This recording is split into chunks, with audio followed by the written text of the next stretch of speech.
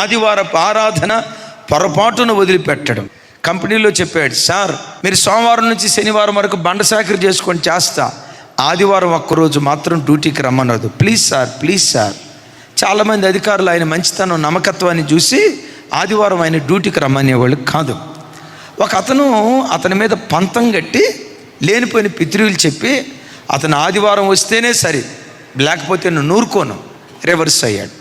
కాదన్న పరిస్థితిలో ఆయన్ని పిలిచారు.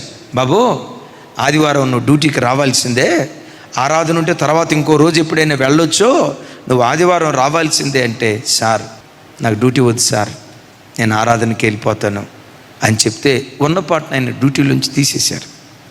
దేవుని స్తుతిస్తూ ఉన్నారు, ఉద్యోగాలు ప్రయత్నం చేశారు. ఓ రోజు ఆయన చొక్కాకి ఉన్న గుండీలు ఊడిపోయినాయి.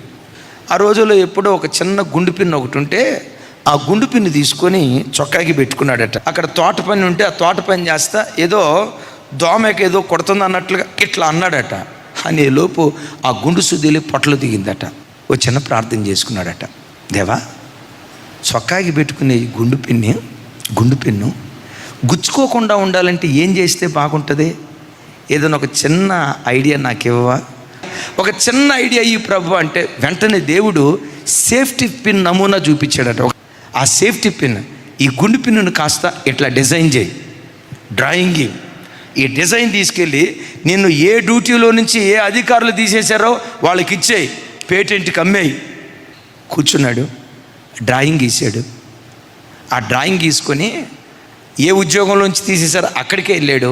సార్ ఈ గుండు పిన్నుతో పాటు పిన్నీస్ కూడా తయారు చేస్తే బాగుంటుంది కదా, పెట్టుకోవటానికి అనుకూలంగా ఉంటుంది కదా, ఒకసారి చూడండి అని అంటే అది చూసి గడగడ వణుకుతా, ఇదిగో ఈ పేటెంట్ మాకు ఇచ్చే, నీకు ఎంత కావాలంటే అంత తీసుకో అని చెప్పి ఎంత కావాలంటే అంత ఇచ్చి ఆ పేటెంట్ తీసేసుకున్నారట.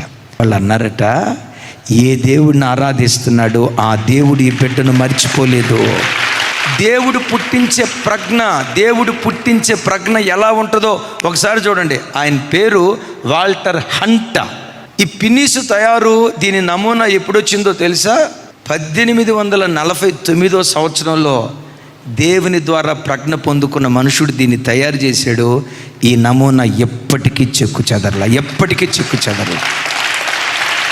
దేవుని కరుణాహస్తం నీకు తోడుగా ఉంది. నీ మాట తీరు ఓ ప్రభావవంతంగా ఉంటుంది.